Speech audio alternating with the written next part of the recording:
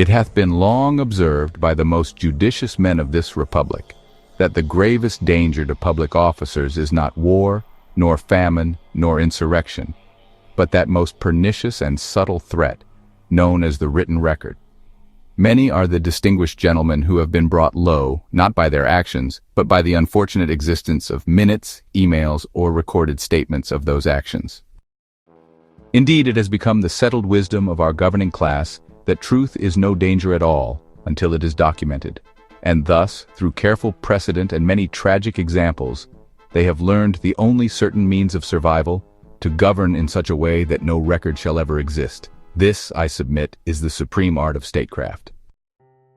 The most recent refinement of this doctrine, and the subject of this modest proposal, is displayed in the exemplary conduct of the Trump administration's Council on Group Chatter, who in their wisdom undertook to replace the entire apparatus of formal governance with an encrypted group text. Having once resolved that minutes, memoranda, and sworn testimony were ruinous relics of a naive age, they instead chose to conduct all matters of war and state by means of private telephones and unsanctioned software.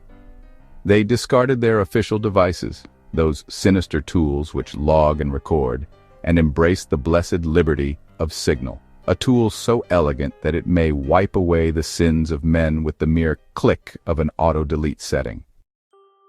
But what genius, what economy of thought! No longer must the machinery of bureaucracy burden itself with archiving, oversight, or continuity.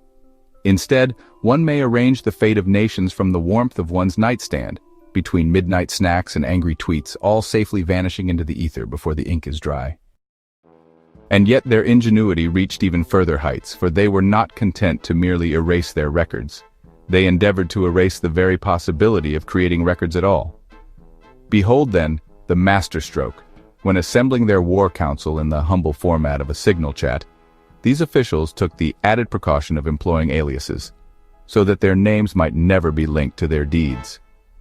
The president himself, ever the connoisseur of pseudonyms, selected the moniker of his dearly departed attorney, J. Goldberg, a man so loyal he could no longer contradict and so discreet he could not speak at all.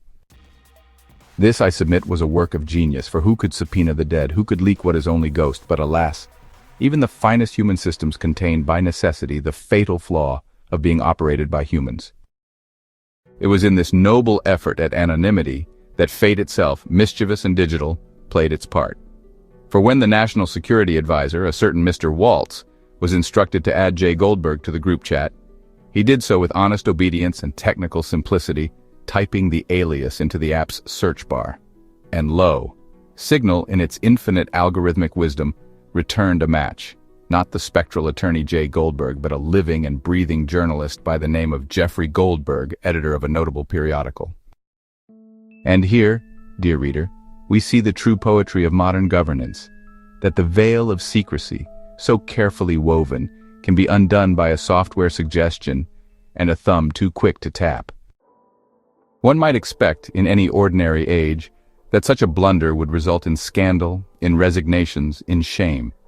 But in this enlightened era of auto-delete accountability, no such burdens afflict our leaders.